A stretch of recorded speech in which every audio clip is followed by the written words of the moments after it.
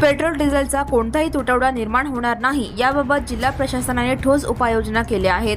जिल्हाधिकारी कुमार आशीर्वाद यांच्या निर्देशनानुसार आज जिल्हा पुरवठा अधिकारी संतोष सरडे यांनी Indian oil corporation limited, Bharat petroleum corporation limited व हिंदुस्तान पेट्रोलियम कॉर्पोरेशन लिमिटेड या तीनही तेल कंपन्यांच्या सेल्स ऑफिसरची तातडीची बैठक घेऊन इंधन साठा व पुरवठा याबाबत सविस्तर आढावा घेतला। सोलापूर जिल्ह्यातील नागरिकांनी इंधन पुरवठ्याच्या अनुषंगाने कोणत्याही अफवांवर विश्वास ठेवू नये। जिल्ह्यात इंधनाचा पुरेसा साठा उपलब्ध असल्याचे सांगितले।